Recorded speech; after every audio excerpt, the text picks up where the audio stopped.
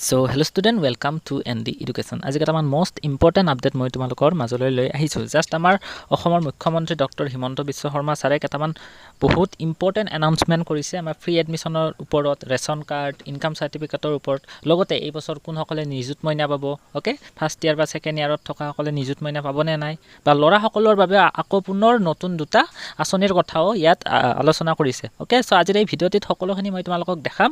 আৰু বহুতে মোক প্ৰশ্ন সুধি আছিল যে দৰ্পণ পৰ্টেল ইয়াত তোমালোকে দেখা পাব পাৰা। দৰ্পণ পৰ্টেলত এইচএসচিৰ আন্ডাৰত যদি তোমালোকে কলেজসমূহত এডমিশ্যন ল'ব বিচাৰা তেতিয়া ফ্ৰী এডমিশ্যন পাবৰ বাবে দৰ্পণ পৰ্টেলত যেতিয়া আমি ৰেজিষ্ট্ৰেশ্যন কৰোঁ তেতিয়া BPL কাৰ্ডৰ জাগাত ৰিভেনিউ চাৰ্কুলাৰ তৰফৰ পৰা যিখন আমাক ইনকাম সাৰ্টিফিকেট দিয়া হয় সেই ইনকাম সাৰ্টিফিকেটখন আপলোড কৰা অপশ্যন আহিছিল, বা তাত লিখিয়ে দিছিলে যে ইনকাম সাৰ্টিফিকেট আপলোড কৰিবই লাগিব, ওকে? তো বহুতৰে ইনকাম সাৰ্টিফিকেট নাছিল। চ' তাৰে ওপৰতো অসমৰ মুখ্যমন্ত্ৰীয়ে এটা মষ্ট ইম্পৰ্টেণ্ট এনাউন্সমেণ্ট কৰিছে যে যিসকলৰ ইনকাম সাৰ্টিফিকেট নাই তেওঁলোকে কি কৰিব, ৰেচন কাৰ্ড থাকিলে এই কামখিনি কৰিব পাৰিব নে নাই, সকলোখিনি কথা আজিৰ এই ভিডিঅ'টিত ডিছকাছ কৰিম, ওকে? চ' তোমালোকক ডাইৰেক্ট কথাখিনি দেখাই দিওঁ যে এনাউন্সমেণ্টখিনি আমাক হিমন্ত বিশ্ব শৰ্মা ছাৰে কি কৈছিলে। তোমালোকে ভিডিঅ'টো ফাৰ্ষ্টৰ পৰা সকলোখিনি ভালকৈ শুনি যোৱা, তেতিয়া তুমি সকলোখিনি ডিটেইলছ গম পাব পাৰিবা। আৰু সকলো ছোৱালীকেও কৈছোঁ তোমালোকৰ নিযুত মইনাৰ ওপৰতো ইয়াত ইম্পৰ্টেণ্ট এনাউন্সমেণ্ট কৰিছে, লগতে ল'ৰাসকলৰ বাবে, ওকে? আমাক ল'ৰাসকলৰ লাষ্ট জীৱন প্ৰেৰণা নামৰ আঁচনিৰ কথা কৈছিলে, লগতে আৰু আন এটা আঁচনিৰ কথাও ইয়াত আলোচনা কৰা হৈছে। চ' তোমালোকে ভিডিঅ'টো চোৱা।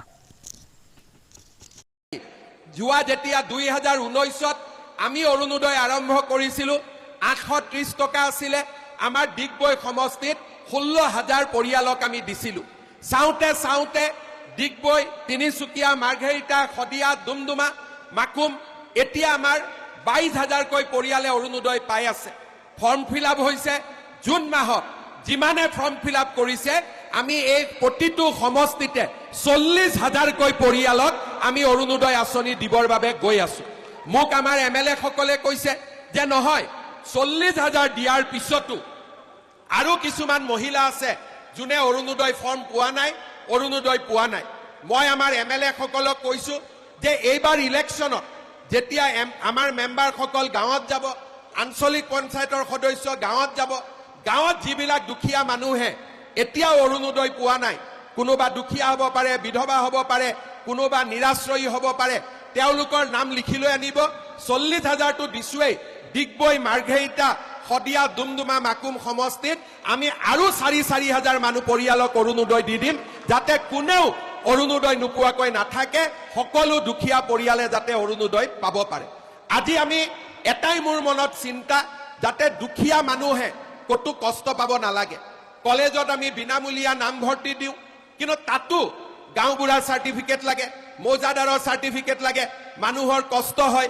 এইবাৰ মই কলেজৰ প্ৰিন্সিপালবিলাকক কৈছো কাৰো ইনকাম চাৰ্টিফিকেট নুখুধিব, ৰেচন কাৰ্ডখন দেখুৱালে সেইটোৱে ইনকাম চাৰ্টিফিকেট হৈ যাব, আৰু বেলেগ কৰি আমাক একো ইনকাম চাৰ্টিফিকেট নালাগে, কোনো পঞ্চায়তৰো চহী নালাগে, গাঁওবুঢ়াৰো চহী নালাগে, ৰেচন কাৰ্ডখন দেখুৱাব, বিনামূলীয়া এডমিশ্যন হৈ যাব। আজি মেট্ৰিকৰ ফৰ্ম ফিল আপ কৰোঁতে টকা দিব নালাগে, এডমিশ্যন দিওঁতে টকা দিব নালাগে। নিযুত মইনাৰ প্ৰথম বছৰ হৈ গ'ল, এতিয়া ফাৰ্ষ্ট ইয়াৰৰ ছোৱালী ছেকেণ্ড ইয়াৰ পাব, নিযুত মইনা পাই থাকিব।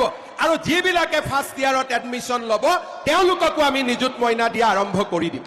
এতিয়া কিছুমানে মোক কয় ছোৱালীয়েতো পালে ল'ৰাইকো দিব লাগে, ল'ৰাবিলাকে একো পোৱা নাই। মাজে ল'ৰাবিলাকে মোক কৈ থাকে যে মামা আমাকো দিয়ক। এইবাৰ মই ল'ৰাবিলাকৰ কাৰণে দুটা আঁচনি আনিছো।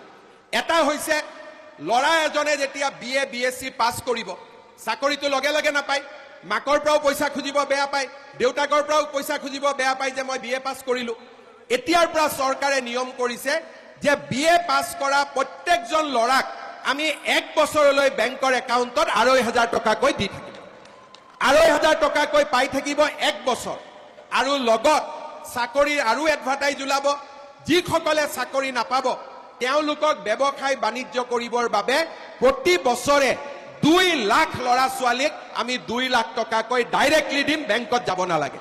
ডিগবৈ সমষ্টিত 300 ল'ৰাই যোৱাবাৰ পাইছে, অক্টোবৰ নৱেম্বৰত আমি 700 আৰু দিম। মোৰ ইচ্ছা হৈছে ডিগবৈ সমষ্টিৰ কমচে কম 5,000 ল'ৰা ছোৱালীক 2 লাখ টকাকৈ দিয়া, যাতে সকলোৱে ব্যৱসায় বাণিজ্য কৰিব পাৰে।